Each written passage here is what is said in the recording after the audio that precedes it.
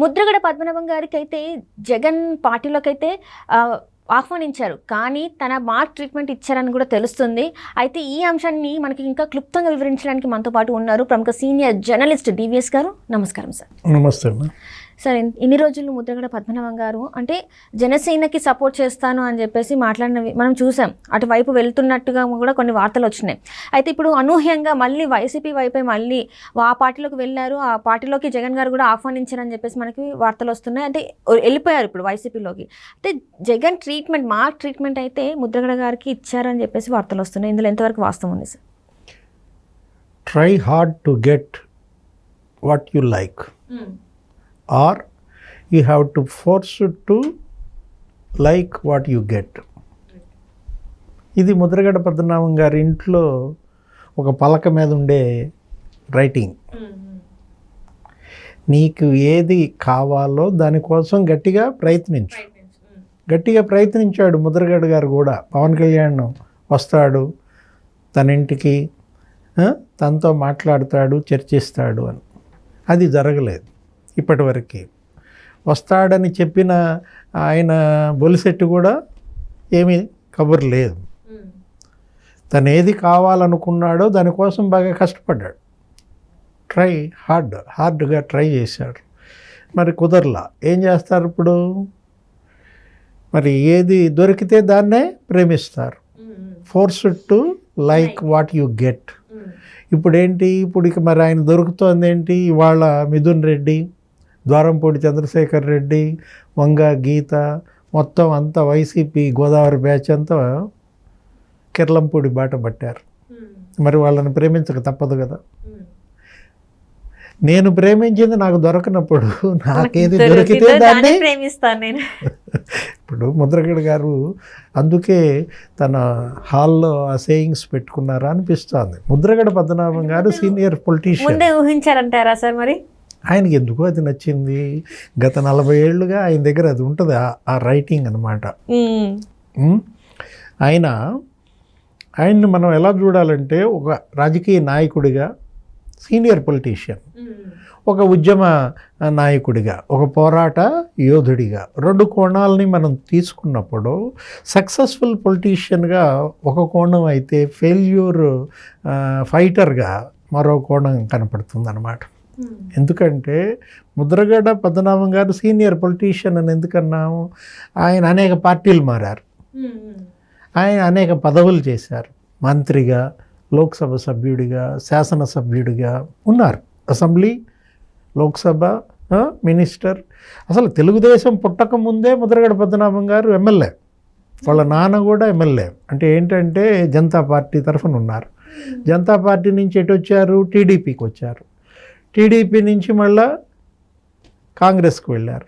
కాంగ్రెస్ నుంచి మళ్ళా బీజేపీకి వెళ్ళారు.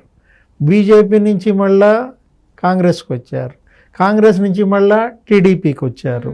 టీడీపీ నుంచి ఇప్పుడు మళ్ళా అట్లా ఉన్నారు, గాలిలో ఉన్నారు. అంటే ఒక 5-6 పార్టీలు మారారు ముద్రగడ పద్మనాభం. ఆయన దురదృష్టం ఏంటంటే కాపు ఉద్యమం ఆయన భుజానికి వేసుకున్న దగ్గర నుంచి ఆయన గెలవలేకపోయారు. అందరి వాడుగా ఉన్నప్పుడేమో గెలిపే ప్రామాణికం, అసలు నిలబడి చోటల్లో గెలిచాడు. కాపు ఉద్యమం భుజాన్ని వేసుకున్న దగ్గర నుంచి ఓటమి. అంటే ఏంటి? అసలు ఆయన మంత్రిగా ఉన్నప్పుడు ఏదో చెప్తారు, కాపులకు ప్రవేశం లేదు అని బోర్డు ఉండేదంట. ఏది?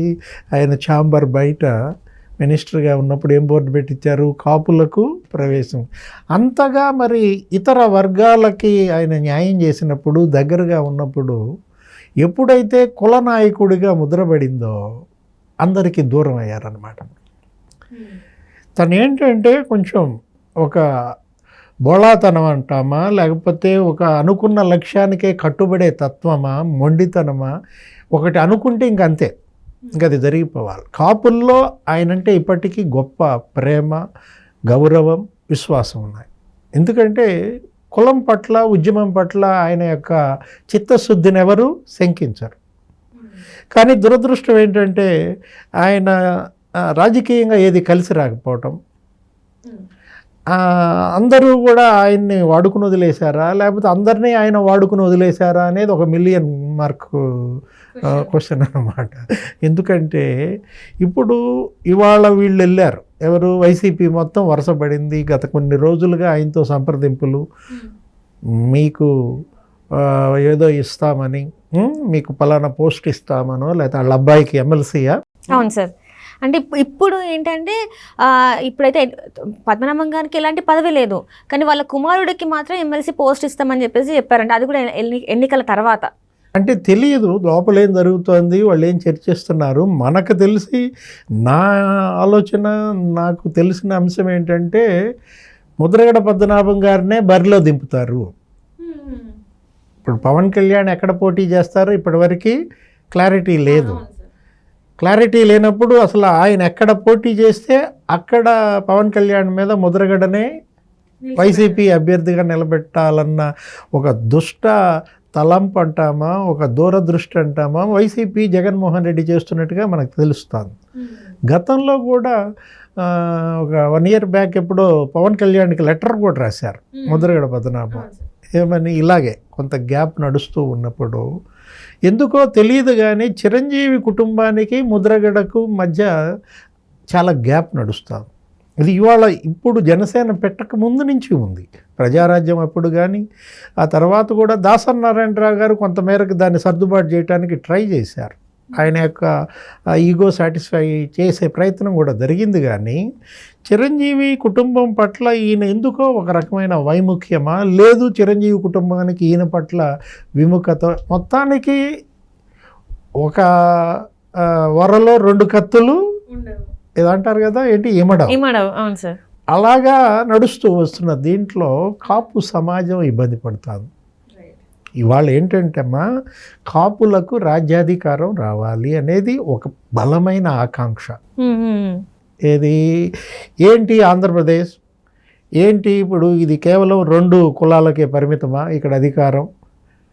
అంటే కాంగ్రెస్ అంటే ఏదో రెడ్లని, ఇప్పుడు రాజశేఖర్ రెడ్డి, విజయభాస్కర్ రెడ్డి, అప్పట్లో చెన్నారెడ్డి, ఇట్లా లేదు. తెలుగుదేశం అంటే అదేదో కమ్మాళ్ళ పార్టీ అని, ఇక కమ్మారెడ్డేనా ఈ రాష్ట్రాన్ని పరిపాలించేది? మేజర్ సెక్షన్ మేము ఉన్నాం కదా. కాపులలో ఉన్న అనైక్యతే ఇవాళ వాళ్ళకు ఒక పెద్ద చేటుగా మారింది. ఏది, వాళ్ళందరూ ఏకతాటిగా రాకపోవటం. అటు ప్రజారాజ్యం పార్టీ పెట్టారు దీనికోసమే చిరంజీవి. అప్పుడు కూడా ఇదే జరిగింది. చిరంజీవి ప్రజారాజ్యం పెట్టినప్పుడు మంచి మూమెంట్ వచ్చింది. ముఖ్యమంత్రిగా చిరంజీవిని చేయాలన్నా, చూడాలన్న ఆలోచన ప్రతి కాపుకే కాదు, ఇతర సెక్షన్స్ ఆఫ్ ఫ్యాన్స్లో కూడా ఉండేది. అందుకే అనేక మంది ఆ రోజు చిరంజీవి వైపు నిలబడ్డారు. తెలుగుదేశం నుంచి ఫ్లడ్ అయింది, కాంగ్రెస్ నుంచి చిరంజీవికి చేరిపోయారు. ఇప్పుడు ఈ కళా వెంకట్రావు వీళ్ళందరూ కూడా అటు చేరారు, ఇటు ప్రజారాజ్యం వైపు నిలబడ్డారు. పెద్ద పెద్ద నాయకులు, దేవేంద్ర గౌడ్ కూడా వచ్చారు ఇటు తెలంగాణ. మరి ఎందుకు సార్ ఇంత విఫలమైపోయింది? అలాంటి పరిస్థితుల్లో ఆయన ఏం చేశారు, ఒక ట్రాజడీ. ఆయన 18% సీట్లు, 17 సీట్లు కొట్టిన ఆయన దాన్ని నిలబెట్టుకుంటే బాగుండేది, తర్వాత బలమైన శక్తిగా ఏర్పడేవాడు. ఏం చేశారు, పార్టీని నేను నడపలేనన్న ఒక అనుమానం, ఒక సందేహంతో కాంగ్రెస్లో విలీనం చేయడం ఒక చారిత్రాత్మక తప్పిదం. కాపులకు అది ఒక హర్డిల్, ఇది ఒక అడ్డుకట్టబడింది.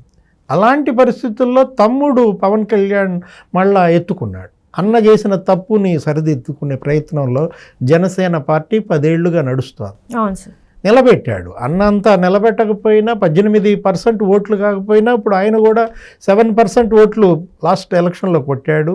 ఇప్పుడు ఇంకా బాగా పెరిగింది అంటున్నారు. పవన్ కళ్యాణ్ చెప్పటమే, నాన్ యావరేజ్ చూసుకుంటే మాది 12-14% ఉంది, కొన్ని ప్యాకెట్స్లో 24% కూడా మా ఓట్ బ్యాంక్ ఉంది అని పవన్ కళ్యాణ్ మాటల్లోనే మనం చూసాం. స్థానిక సంస్థల ఎన్నికల్లో కూడా ఆ బలం కనపడింది. ఇప్పుడు జనసేన, పవన్ కళ్యాణ్ ఇవాళ బలమైన శక్తిగా మారుతున్నప్పుడు, ఆయన ఒక పరుగు పందెంలో ఉన్నప్పుడు ఆయన కాళ్ళ కింద కట్టెలు పెడుతున్నారు. అది తప్పు అన్నమాట. ఏది, ఇవాళ పవన్ కళ్యాణ్ని స్ట్రెంగ్థెన్ చేస్తే సమాజం స్ట్రెంగ్థెన్ అవుతుంది, కాపులు స్ట్రెంగ్థెన్ అవుతారు, రాష్ట్రం స్ట్రెంగ్థెన్ అవుతుంది అన్నమాట. అతను ఒక విశాల దృక్పథంతో వెళ్తున్నాడు. ఒక లెంగ్దీ ఇన్నింగ్స్ ఆడుతున్నాడు. 20 ఏళ్ల రాజకీయానికి సన్నద్ధమై పవన్ కళ్యాణ్ వచ్చినప్పుడు మరో 20 ఏళ్ల పాటు అతని వెంట నడవటానికి ఆయన అభిమానులు, కాపులు, అన్ని వర్గాల ప్రజలు ఇవాళ సిద్ధంగా ఉండాలి. ఇది పవన్ కళ్యాణ్ కోరుకునేది. అతను ఇచ్చిన కాల్ అది, ఏది జన సైనికులకు ఇచ్చిన మెసేజ్. అలాంటిది జగన్మోహన్ రెడ్డి ఇప్పుడు ఏం చేస్తున్నాడు? ఆయన రోజుకో ఎత్తుగడేస్తాడు. ఎలా జనసేన పవన్ కళ్యాణ్ని నీరుగార్చాలి, తెలుగుదేశం జనసేన అలయన్స్ని ఎలా గండి కొట్టాలన్న దీంట్లో ఆయన ఎవరు దొరికారు ఆయనకి? వీళ్ళిద్దరు, హరిరామ జోగయ్య చేగొండి, నెక్స్ట్ ముద్రగడ పద్మనాభం. చేగొండి హరిరామ జోగయ్య గారు ఇక లెటర్స్ రోజుకో ఉత్తరం రాస్తున్నట్టున్నాడు. అంతకుముందు రాజ్యాధికారంలో వాటా కోరమని బెదిరించారు. ముఖ్యమంత్రి పదవి షేరింగ్ కావాలి, ఆయన 3 ఏళ్ళు మీరు 2 ఏళ్ళు చెరుసగం చేయండి అని చెప్పి పవన్ కళ్యాణ్ ముఖ్యమంత్రి చేయాలని. పవన్ కళ్యాణ్కి తన బలం ఏంటో తనకు తెలుసు. పవన్ కళ్యాణ్కి ముందు లక్ష్యం ఏంటి? ఒక 20 మంది ఎమ్మెల్యేలతో అయినా నేను సభలోకి వెళ్ళాలి, తర్వాత నేనే ప్రధాన ప్రతిపక్షంగా రావాలి, తర్వాత నేనే అధికార పార్టీ కావాలి. ఇది పవన్ కళ్యాణ్ యొక్క లక్ష్యం. 3-4 మెట్లు పెట్టుకున్నాడు. ఒకేసారి నువ్వు ఎక్కలేవు కదా పైకి. ఫస్ట్ ఫ్లోర్ దాటినాకేగా సెకండ్ ఫ్లోర్ దాటినాకేగా థర్డ్ ఫ్లోరు. వీళ్ళు ఏం చేస్తున్నారు? ఒకేసారి నీవు నిచ్చెనేస్తున్నారు. ఆకాశానికి నిచ్చెనేస్తే ఎట్లా కుదురుతుంది? నీకు మబ్బులో చూసి మనం ముంతలో నీళ్లు ఒలకబోసుకోకూడదు కదా. మబ్బులు చూసి ముంతలో నీళ్లు ఒలకబోసుకోవటానికి పవన్ కళ్యాణ్ సిద్ధంగా లేడు. కాబట్టే ఫస్ట్ నేను 20 మంది ఎమ్మెల్యేలు గెలిపించుకోవాలి, నెక్స్ట్ ప్రధాన ప్రతిపక్షం కావాలి, తర్వాత అధికార పార్టీ ముఖ్యమంత్రి కుర్చీ మీద కన్నేద్దామని ఆయన వెళ్తుంటే ఈ ముసలాళ్ళిద్దరిని పెట్టుకుని వీళ్ళని అటు ఇటు రాహుకేతువులుగా వదిలి పవన్ అనేటటువంటి ఒక చందమామని మింగేసే పని జరుగుతుంది. చంద్రగ్రహణం, సూర్యగ్రహణం అంటారు కదా, సూర్యుడిని చంద్రుడిని మింగుతాయి. ఎవరాళ్ళు? రాహు కేతు. ఇప్పుడు రాహుకేతువులుగా చేగొండి హరిరామ జోగయ్య, ముద్రగడ పద్మనాభం పవన్ కళ్యాణ్ మింగేద్దామనా, జనసేనని మింగేద్దామనా? ఈ రాహుకేతువులు ఇవాళ ఎవరు ఆడిస్తున్నారు? జగన్మోహన్ రెడ్డి ఆడిస్తున్నారు. హరిరామ జోగయ్య ఇవాళ ఆ ముసలాయన అంత సీనియర్ పొలిటీషియన్ ఇవాళ పవన్ కళ్యాణ్ మీద లెటర్స్ రాస్తున్నారు కదా. మరి 5 ఏళ్లుగా జగన్మోహన్ రెడ్డికి ఎందుకు లెటర్స్ రాయలేదు? ముఖ్యమంత్రి జగన్మోహన్ రెడ్డికి లెటర్స్ రాయొచ్చు కదా. కాపుల రిజర్వేషన్ ఆయన రద్దు చేశాడు. చంద్రబాబు ఇచ్చినటువంటి రిజర్వేషన్ 5%. ఆయన ఎప్పుడైతే కాపు రిజర్వేషన్లకు నేను వ్యతిరేకం అన్నాడో అప్పుడు మరి లెటర్స్ రాయొచ్చు కదా. కాపుల యొక్క విదేశీ విద్యకు ఆయన డబ్బులు ఇవ్వలేదు, అప్పుడు లెటర్స్ రాయొచ్చు కదా. కాపులకు ఆయన ఇస్తానన్నటువంటి హామీలేమీ నెరవేర్చినప్పుడు రాయని లేఖలు ఇప్పుడు పవన్ కళ్యాణ్కి ఎందుకు ఇలా రాస్తున్నారు? ఇది ఇవాళ కాపు సమాజం చర్చిస్తోంది. ముద్రగడ పద్మనాభం గారి దగ్గరికి ఇవాళ వీళ్ళంతా వరుసపడ్డారు. ఆయన్ని రేపొద్దున పిఠాపురంలో దించుదామని చూస్తున్నారు. గతంలో కూడా ఆయన ఉత్తరం రాశాడు. ఎవరికి? పవన్ కళ్యాణ్కి. పిఠాపురంలో మన ఇద్దరం అమీ తుమి తేల్చుకుందామా పవన్ కళ్యాణ్ అన్నాడు. నువ్వు పోటీ చేస్తే నేను పిఠాపురం బరిలో దిగుతానన్నాడు. ఇక్కడ పవన్ కళ్యాణ్ ముద్రగడకు శత్రువు కాదు, ముద్రగడ పవన్ కళ్యాణ్కి శత్రువు కాదు. వీళ్ళు ఇద్దరు ఏది, అటు ముద్రగడ కుటుంబం, ఇటు మెగా కుటుంబం, చిరంజీవి కుటుంబం, కాపు సమాజానికి 2 కళ్ళు. ఈ 2 కళ్ళలో ఏ కన్ను కావాలంటే ఈ 2 కళ్ళు ఒక కంటిని ఒక కన్ను పొడుచుకుంటే నువ్వు మళ్ళా జగన్మోహన్ రెడ్డి దగ్గరికి వెళ్తావు. ఏది, అసెంబ్లీలో జగన్మోహన్ రెడ్డి ఇలాగే అన్నాడంటే, అధ్యక్ష ఒక కన్ను ఇంకో కన్ను పొడుచుకుంటుందా? ఏది, బాబాయ్ హత్య కేసులో అది గుర్తొస్తుంది నీకు. ఇప్పుడు కాపు సమాజం 2 కళ్ళని పొడి చేసే పనిలో పడ్డాడు జగన్మోహన్ రెడ్డి. ముద్రగడ భుజం మీద నుంచి తుపాకీ పెట్టి ఎవరిని కాలుస్తున్నాడు? పవన్ కళ్యాణ్ని కాలుస్తున్నాడు, జనసేనని కాలుస్తున్నాడు. దానికి కాపు సమాజం సిద్ధంగా ఉంటుందా? లేక జగన్మోహన్ రెడ్డి ఎత్తులను చిత్తు చేసి జనసేనకి మద్దతుగా, పవన్ కళ్యాణ్ మద్దతుగా యావత్ కాపు సమాజం నిలబడుతుందా రేపటి ఎన్నికల్లో చూడొచ్చు మనం.